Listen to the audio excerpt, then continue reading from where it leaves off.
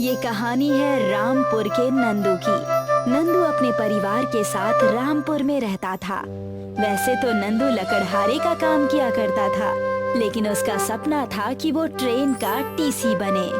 आजकल मेरी ग्राहकी इतनी बढ़ गई है कि मुझे पढ़ाई करने का समय ही नहीं मिल पा रहा है। अरे क्या नंदू भाई, मुझे तुमसे एक लकड़ी का बड़ा सा कपाट बनवाना है। मैं बना तो दूंगा भैया, लेकिन काफी समय लगेगा। देख लो, हो सके तो कहीं और से बनवा लो। तुम बड़ा भाव खाने लगे हो, अब पहले जैसे नहीं रहे। जाने दो, मैं कहीं और जाकर बनवा लूंगा। नंदू इतना अच्छा लकड़ियों का व्यापारी था कि सब उसी से अपना सामान बनवाते थे। इस वजह से नंदू अपने पसंद की नौकरी नहीं कर पाता था, और ये बातें जाकर नंदू अपनी माँ रूपमती को बताता है। माँ, मैं हर एक चीज से परेशान हूँ। सब मुझसे ही अपना सामान बनवाना चाहते हैं, और इस वजह से मुझे पढ़ने की बात तो दूर, मुझे सोने तक का समय नहीं मिल रहा। ये तो बड़ी अच्छी बात है। जब तुम्हारे अंदर इतनी अच्छी कला है पैसे कमाने की, तो तुम्हें यही करना चाहिए। कहीं नौकरी वोकरी करने की क्या जरूरत है। नहीं माँ, मुझे ट्रेन का टीसी या फिर मोटरमैन तो बनना ही है, चाहे जो हो जाए। तुम एक काम करो, आज शाम की ट्रेन पकड़कर अपने मामा के घर चले जाओ। कम से कम कुछ दिन के लिए तुम्हारी बुद्धि शांत होगी। ये बात तुमने अच्छी कही माँ, मैं ऐसा ही करूँगा। कम से कम कुछ दिनों की मुझे मन की शांति तो मिलेगी। नंदू अपना सामान भर के रेलवे स्टेशन की तरफ निकल जाता है और ट्रेन के आने का इंतजार करने लगता है। ट्रेन आने में बहुत समय लग रहा है, तब तक क्या करूं? आराम भी कितना करूं? उतने में ही वहाँ पर एक औरत आई और नंदू से कहने लगी, अरे नंदू, तुम यहाँ क्या कर रहे हो? कौन? मैंने आपको पहचाना नहीं।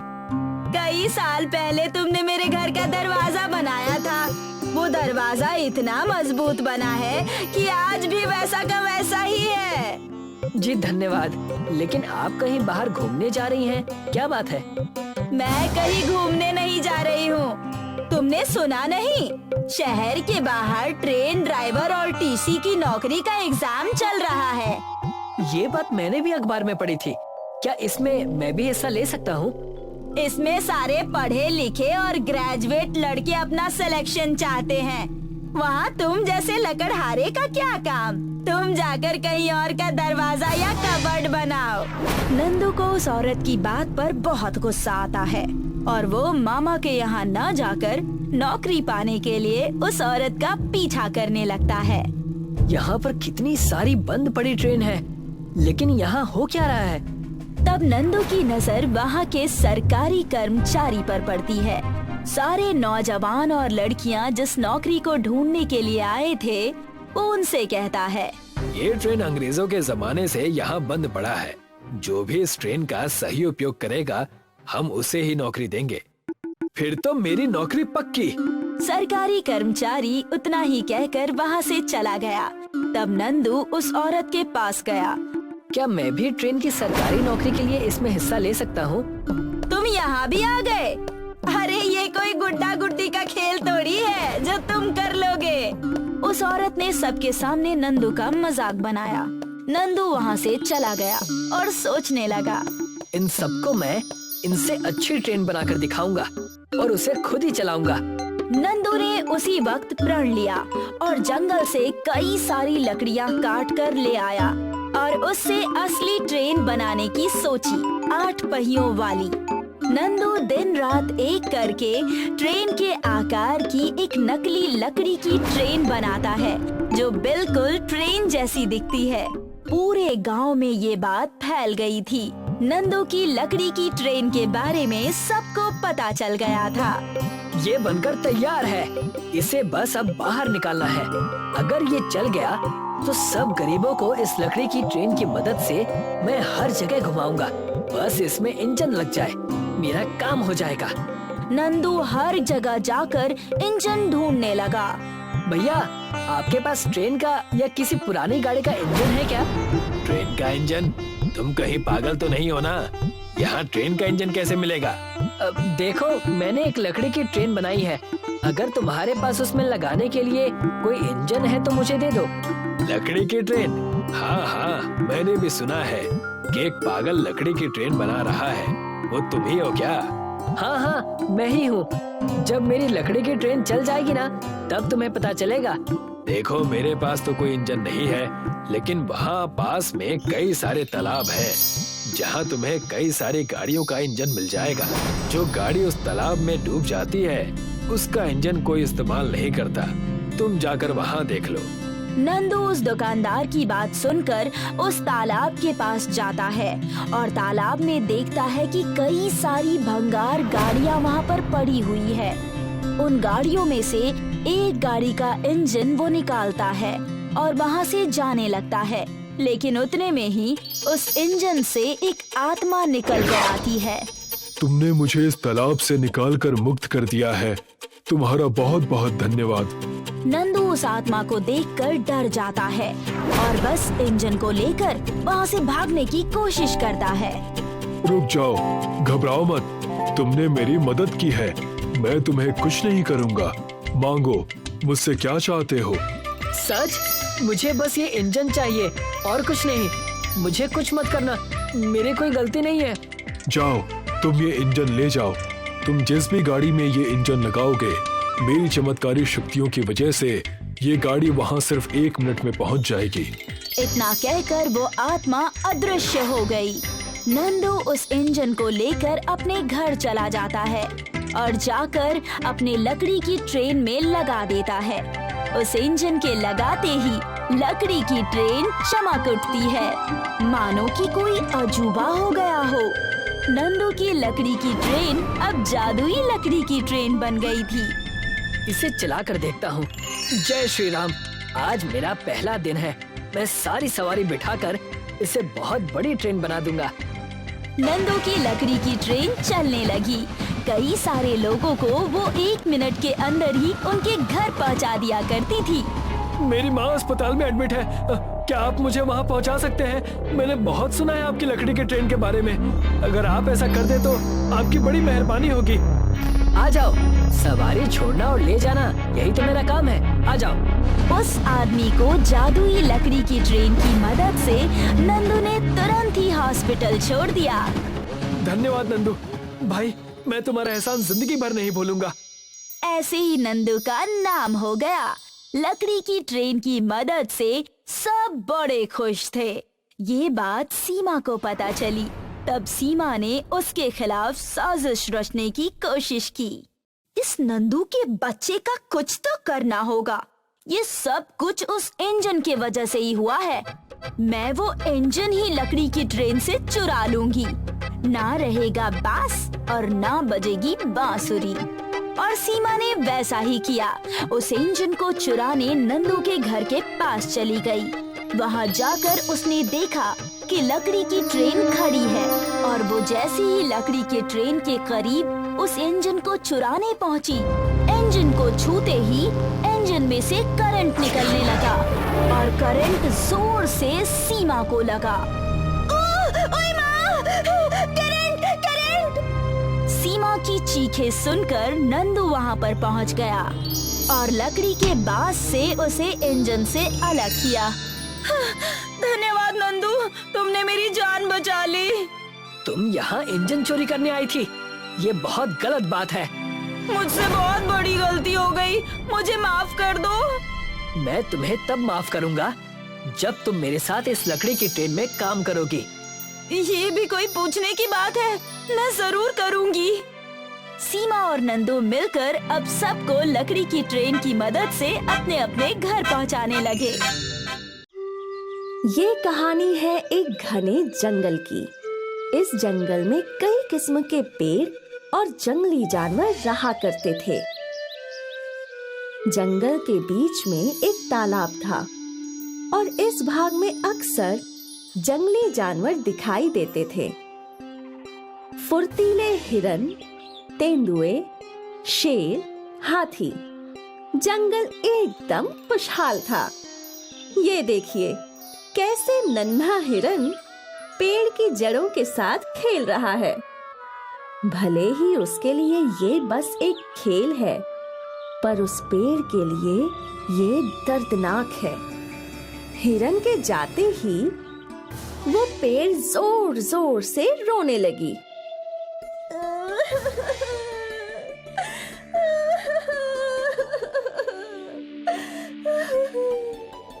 अक्सर पेड़ों को जानवरों से बहुत वेदनाएं मिला करती थीं। उस हिरन के बच्चे ने मेरी जड़ें खुरेद दी। बहन, ये देखो मेरा हाल। पक्षियों ने मुझे कितना गंदा कर दिया है। यहीं बैठते हैं और यहीं पर गंदगी भी करते हैं। हाँ, ये जानवर और पक्षी बहुत गंदे प्राणी होते हैं। मेरा बस चले तो इन्हें मेरी छाया में बैठने ही ना दूं। क्यों ना हम कुछ ऐसा करें जिससे जानवर और पक्षी हम पर बैठे ही नहीं। इन सभी पेड़ों की बातें बूढ़ा बरगद का पेड़ सुन रहा था। मुझे नहीं लगता कि ये सही होगा। हमारा जीवन और पशु पक्षियों का जीवन जुड़ा हुआ है। हम उन्हें अपनी छाया से वंचित नहीं कर सकते हैं। बरगद भाई, आप हम सब में बड़े हैं, पर आप बूढ़े हैं और आपके विचार भी बूढ़े हो चुके हैं। ये पशु पक्षी रोज हमें नुकसान करते हैं और हम चुपचाप सहते रहते हैं। ये कहाँ का न्याय हुआ? ये तो गलत बात है। हमें जानवरों और पशु पक्षियों को सबक सिखाना ही होगा और इसके लिए मेरे पास एक उपाय है। साल के पेड़ ने अपनी योजना सभी पेड़ों को सुनाई। सबके चेहरों पर मुस्कान आ गई, सिवाय बरगद के पेड़ के। बरगद का पेड़ सहमत नहीं था। मुझे ये सब सही नहीं लग रहा। हमें ये नहीं करना चाहिए। भैया, आप तो रहने ही दीजिए। आपको तो हर चीज में बुराई दिखती है। पर इससे सब कुछ उथल पुथल हो जाएगा। ये गलत है। हम ये करके ही रहेंगे। आपको ये नहीं करना है तो आप ना कीजिए, पर हमारे रास्ते में रोड़ा भी मत बनिए। समझ गए आप? सारे पेड़ों ने बरगद के पेड़ की बात नहीं सुनी और वो अपने फैसले पर डटे रहे। कुछ देर बाद एक तेंदुआ साल के पेड़ के साए में बैठ गया। साल का पेड़ इस ताक में था और फिर अचानक साल का पेड़ जोर जोर से हिलने लगा। उसके पत्ते गिरने लगे और एक टहनी टूटकर तेंदुए के सिर पर गिरी और वो डर के मारे भाग गया। देखा मेरा कमाल? मजा आ गया। ये तो बहुत बढ़िया था। अब से हम ऐसा ही करेंगे। क्या इससे पक्षी भी भागेंगे? जब इतना बड़ा तेंदुआ डर से कांप सकता है तो पक्षी तो बहुत छोटी चीज है मेरे भाई। हाँ, बिल्कुल सही। कुछ देर बाद संतरे के पेड़ पर कुछ पक्षी आकर बैठे। साल भैया, मुझे देखो। संतरे के पेड़ ने भी वही किया। वो जोर जोर से हिलने लगी। उसने अपनी टहनियां हिलाई और सारे पक्षी फुर से उड़ गए। वाह वाह, ये तो बहुत बढ़िया है। देखो सब कैसे भाग गए। बहुत अच्छे। ये सब गलत है, ऐसा मत करो। हम तो ऐसा ही करेंगे। आपको पशु पक्षियों को सहारा देना है तो आप दीजिए। एक बार फिर पेड़ों ने बरगद के पेड़ की बात नहीं सुनी। अगली बारी आम के पेड़ की थी। आम के पेड़ पर बंदर आया। आम ने अपनी टहनी से बंदर की पिटाई की।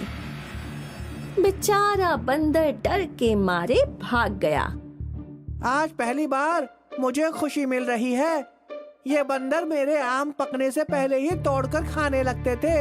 आज इसे सबक सिखाकर मजा आ गया। तो तय रहा, आज से हम किसी भी पशु पक्षी को हमारी छाया में बैठने नहीं देंगे और ना ही उन्हें हमें नुकसान पहुंचाने देंगे। बिल्कुल सही। लेकिन अगर तुम लोग पशु पक्षियों को सहारा नहीं दोगे तो वो कहाँ जाएंगे? वो कहीं भी जाएं, उससे हमें क्या? हमें बस इतना पता है कि पशु पक्षी हमें नुकसान पहुंचाते हैं, बस। बरगद के पेड़ ने एक और कोशिश की। इस बार भी उसकी बात किसी ने नहीं सुनी।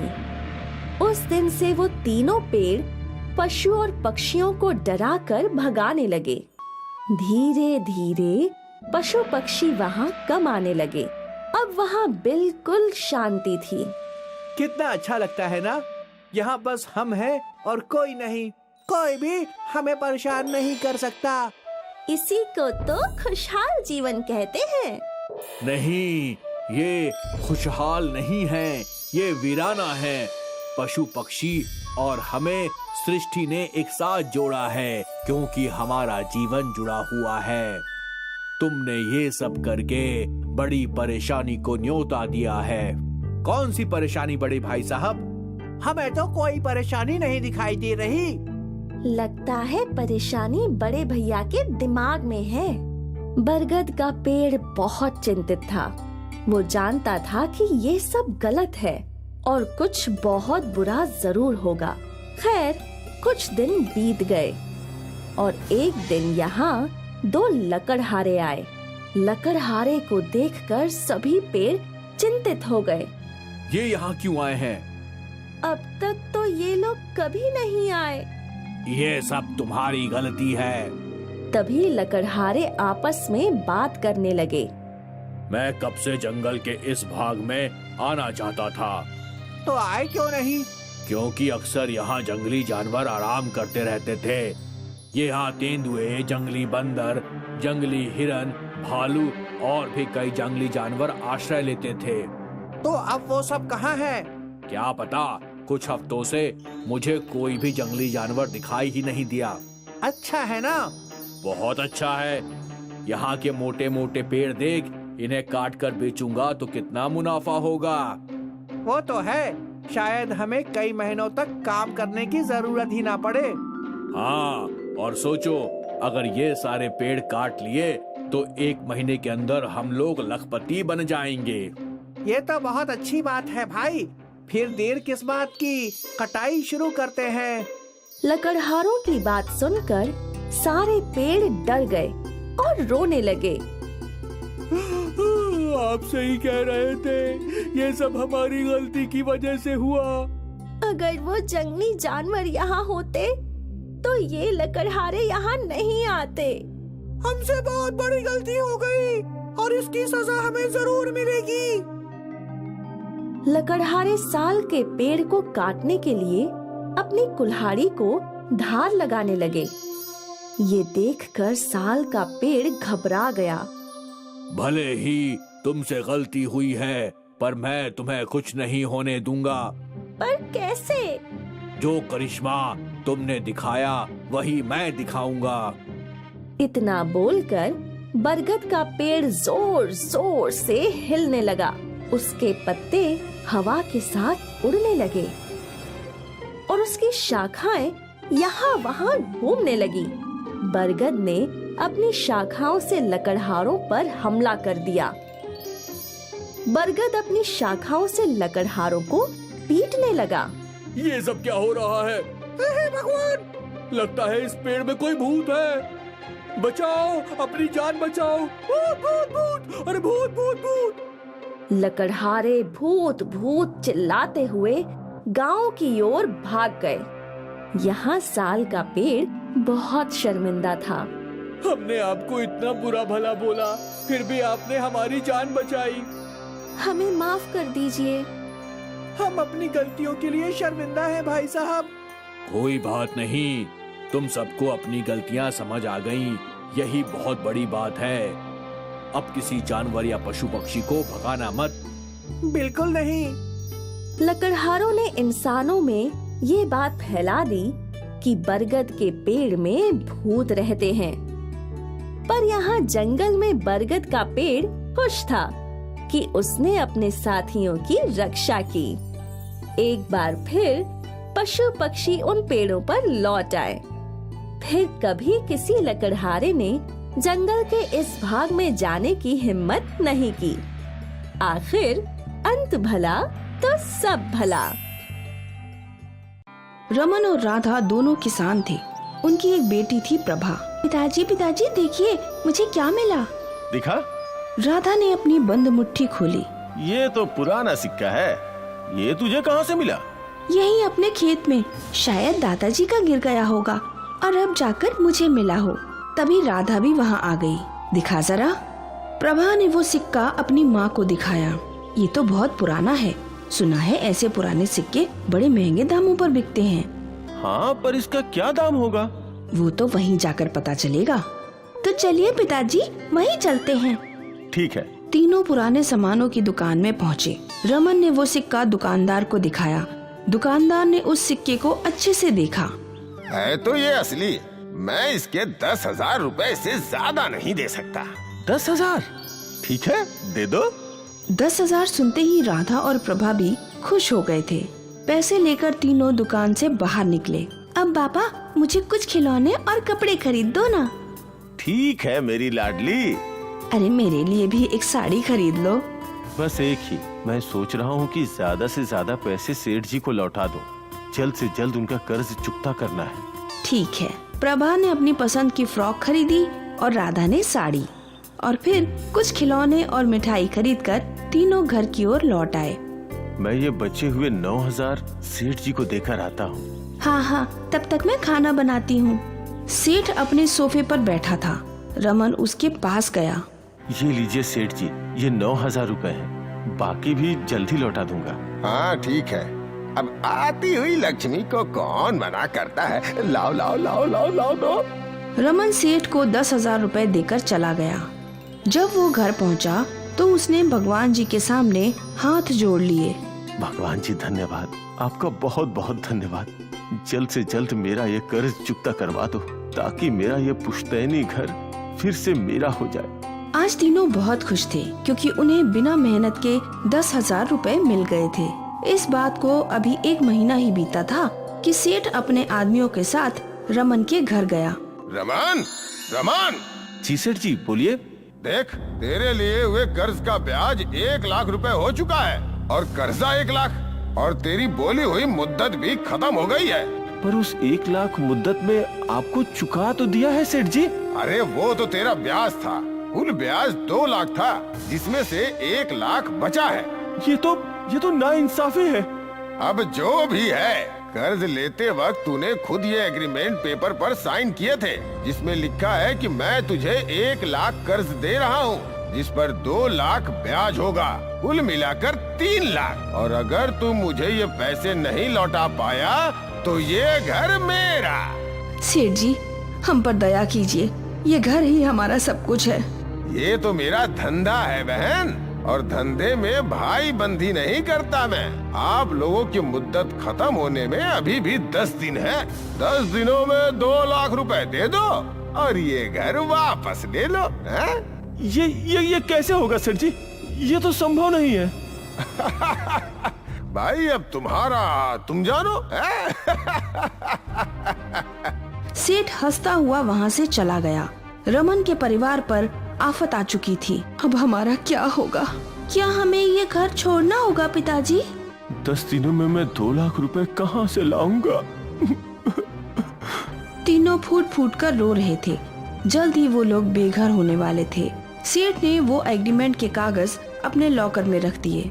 अब जल्द ही वो घर भी मेरा होगा। प्रभा अपने घर को अच्छे से देखने लगी। उसे घर से जुड़ी पुरानी यादें याद आने लगी और यूं ही चलते चलते वो स्टोर रूम में पहुंची। स्टोर रूम में धूल मिट्टी और जाले थे। उन जालों के बीच एक बक्सा चमक रहा था। प्रभा का ध्यान उस बक्से पर गया। उस बक्से में क्या होगा? प्रभा ने वो पुराना बक्सा खोला तो उसके अंदर एक सुंदर चमकती पायल थी। पायल देखते ही प्रभा खुश हो गई। वाह, ये तो कितनी सुंदर है। प्रभा ने वो पायल अपने पैरों में बांध ली। पायल की छन छन उसे बहुत अच्छी लग रही थी। वो खुशी खुशी बाहर आई। माँ, देखो ये पायल कितनी अच्छी है। राधा को पायल तो दिख रही थी, पर उसकी बेटी नहीं दिख रही थी। प्रभा, कहाँ है तू? माँ, मैं यही तो हूँ आपके सामने। ए जी, आइए, यहाँ आइए। क्या हुआ? मुझे प्रभा की आवाज सुनाई दे रही है, पर वो कहीं दिखाई नहीं दे रही है। अरे माँ, मैं यही तो हूँ। रमन, वो पायल देखिए। प्रभा, बेटा जरा पायल निकालो। ठीक है पिताजी। प्रभा ने वो पायल निकाली और फिर वो दिखाई देने लगी। ये जादुई पायल है। इसे पहनते ही प्रभा अदृश्य हो गई थी। ये पायल तुम्हें कहाँ मिली? स्टोर रूम में एक बक्सा था, उसमें मिली पिताजी। जरूर हमारे पूर्वज हमारी मदद करना चाहते हैं। ये जादुई पायल हमारी मदद कैसे कर सकती है? मेरे पास एक योजना है। रमन ने राधा और प्रभा को अपनी योजना बताई और फिर एकाएक सब खुश हो गए, मानो उनकी सारी परेशानियों का हल मिल गया हो। उस रात राधा, रमन और प्रभा तीनों सेठ के घर के बाहर पहुँचे। बेटा तुझे याद है ना तुझे क्या करना है? हाँ पिताजी, मैं कर लूंगी। और फिर प्रभा ने वो जादुई पायल पहनी और सेठ के घर के अंदर चली गई। सेठ अपने बिस्तर पर अकेला सोया था। प्रभा उसके कमरे में गई और जोर जोर से पैर पटककर यहाँ वहाँ चलने लगी। उसकी पायल जोर जोर से बज रही थी। पायल का शोर सुनकर सेठ की नींद खुली। वो यहाँ वहाँ देखने लगा और तभी उसे चलती हुई पायल दिखाई दी और वो डर गया। बहुत कौन है? कौन है? कौन है? मैं रमन की माँ हूँ। तू मेरे बेटे का घर छीनेगा? तेरी इतनी हिम्मत? सेठ को बस प्रभा की आवाज सुनाई दे रही थी। उसे लगा कि वो कोई भूत है। जादुई पायल की वजह से प्रभा अदृश्य थी। मुझे वो घर नहीं चाहिए। मैं कल ही सारे कागज रमन को लौटा दूंगा। मुझे माफ कर दो। छोड़ दो, छोड़ दो, छोड़ दो, मुझे छोड़ दो। सेठ डर से रोने लगा। इस बार मैं तुझे छोड़ रही हूँ, लेकिन अगर अगली बार तूने मेरे घर पर नजर डाली तो तेरा खून पी जाऊंगी। मैं सपने में भी रमन की जायदाद पे नजर नहीं डालूंगा। माफ कर दो। प्रभा दरवाजे की ओर चल पड़ी। सेठ को तो बस पायल ही दिखाई दे रही थी। सेठ के घर के बाहर रमन और राधा प्रभा का इंतजार कर रहे थे। फिर तीनों अपने घर चले गए। पापा, वो सेठ तो डर के मारे कांप रहा था। क्या वो घर के कागज लौटाएगा? हाँ बिल्कुल। रमन का प्लान कामयाब रहा। अगली सुबह सेठ रमन के घर आया। रमन, भाई रमन। अरे सेठ जी, इतनी सुबह आप यहाँ? सेठ ने रमन को वो कागज दे दिए। मुझे माफ कर दो, मैं धोखे से तुम्हारा घर हथियाना चाहता था। माफ कर दो भाई। ये लो, वरना तुम्हारी माताजी मुझे जिंदा नहीं छोड़ेंगी। सेठ ने हड़बड़ी में वो कागज रमन को दे दिए और वो वहाँ से दुम दबाकर भाग गया। उसके जाने के बाद राधा, रमन और प्रभा तीनों जोर जोर से हंसने लगे। आखिर उन्हें अपना घर मिल ही गया, जादुई पायल की बदौलत।